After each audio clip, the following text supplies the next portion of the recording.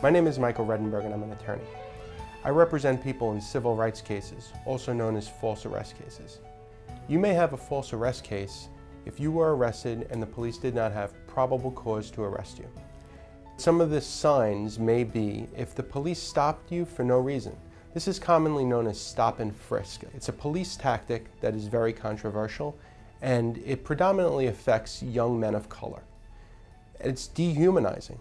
It really affects the morale of people, and the police continue to use this tactic despite knowledge and information that these stops and frisks oftentimes do not produce any contraband. Additionally, if the police used excessive force against you, even if that excessive force was only excessively tight handcuffs, you asked them to loosen the handcuffs, they refused to do so, you may have a case to sue the City of New York. If your case was adjourned in contemplation of dismissal at arraignment, or if the prosecutor declined to prosecute you, also known as DP. ACD just means adjourned in contemplation of dismissal.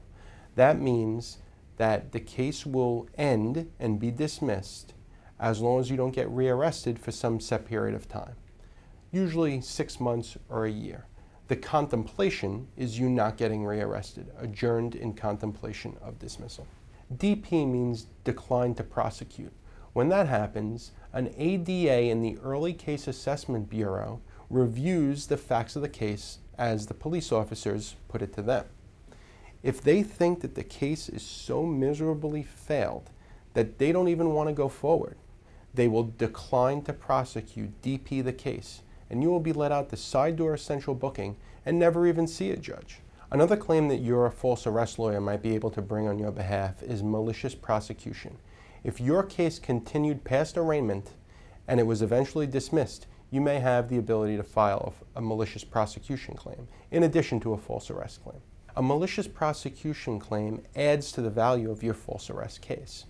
Your false arrest lawyer will likely want to bring multiple claims. Each one of them have value, and if one of those claims is not successful, another one may be successful. The way a false arrest claim starts is your attorney will file a complaint, a lot of times in federal court. After that, a summons and complaint will be issued via a process server. Once that's done, they will have 21 days to answer the complaint. Although practically speaking, they usually seek an extension, and so it won't be until some 60 or 90 days later that the first event happens in court. That event will likely be an initial conference before a federal judge. Federal judges are very familiar with these cases, and some federal judges will ask for a settlement conference. If that's not possible, then the case proceeds normally and discovery will take place. Discovery is just a fancy legal term for documents and other evidence that the city will be required to turn over to your attorney to see what happened in your case. Once that's done, depositions will take place. Depositions are simply just question and answer sessions of the officers who arrested you, and the city will have an opportunity to depose you because you filed the case against them. After depositions, if the case isn't settled, the case will proceed to trial. If you feel that you may have been the victim of a false arrest at the hands of the NYPD, you should immediately contact an attorney to see if you have a case. If state law claims are to be brought, there are very strict time limits in which to do so. If a federal claim is to be brought, you have 3 years to bring a federal claim. There really is no difference between a big and a small case.